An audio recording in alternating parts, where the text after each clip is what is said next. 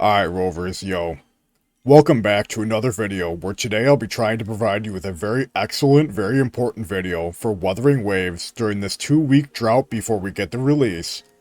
We'll be looking at my favorite thing in the entire game, and that is top 10 lakes in the Wuthering Waves to quench your thirst. I hope you enjoy the video. Was that a good Tectone impression? I legitimately can't tell, and I just kind of tuned myself out that entire time.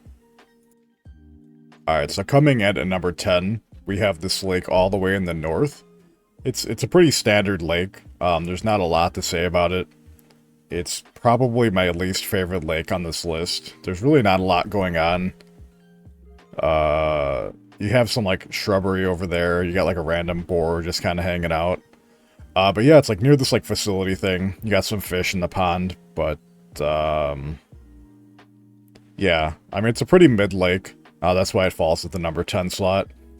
There's really not a lot going on, not a lot to talk about here. Shit, I forget what I was saying. Yeah, there's some more boars up there. There's, like, this, like, pretty big cliff. It's kind of cool. It's kind of neat, but, you know, I think it deserves at the end of the day to be on this list. So, number 10. Alright, so next up we have this lake just to the east or west of it. I don't even remember. It's got a lot of fish, which is one thing that I immediately noticed. And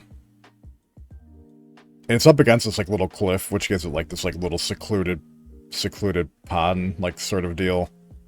Yeah, the fish are pretty interesting in this place, because I don't know why there's so many fish. I think it's extremely interesting to see so many fish in one spot. But yeah, like I said, it gives, like, a little secluded area. Like, it'd be, like, a little nice little fishing area to, just hang out, you know, have a beer with the boys and, you know, relax and just have a good day. But other than that, there's not a lot else going on, so this gets a number 9. Alright, so now we have number 8 coming in on the list, which I debated putting this a little higher just because I really enjoy the view from up here.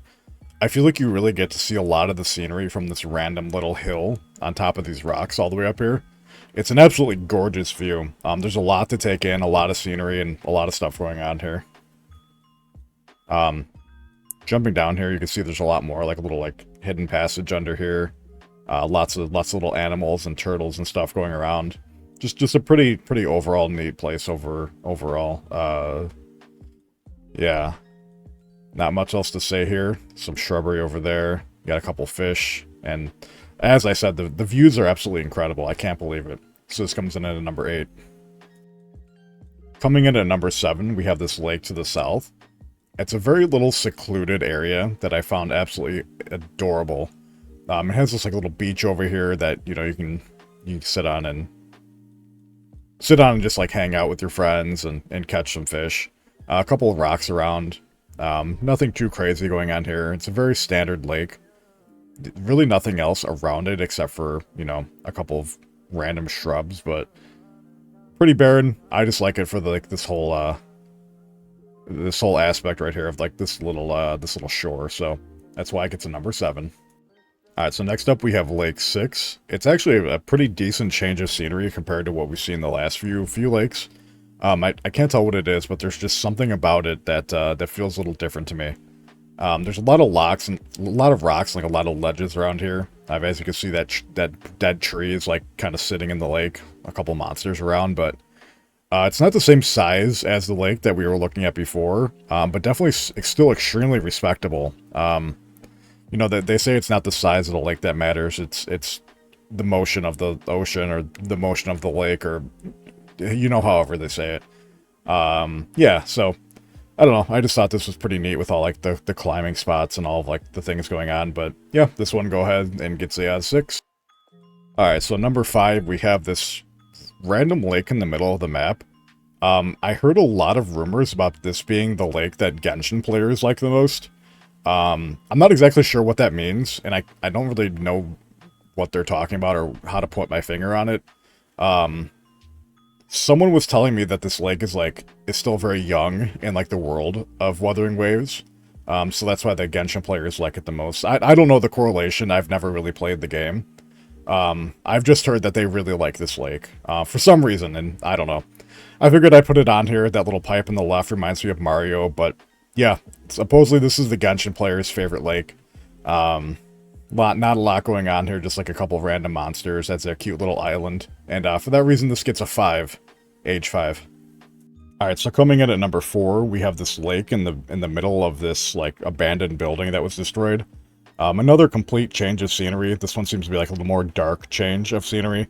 Not as big as the other lakes that we've reviewed before, but still a really respectable size. As I said before, it's the motion of the ocean that matters, not the size of it. So, yeah, just a lot of random furniture and stuff going on here, which I feel really adds to that like post-apocalyptic setting. But with like sort of the darker, like the darker atmosphere and like these little crows flying around, I think it's pretty interesting. So that's why it gets a 4. All right, so next up we have Lake 3. Pretty cool one.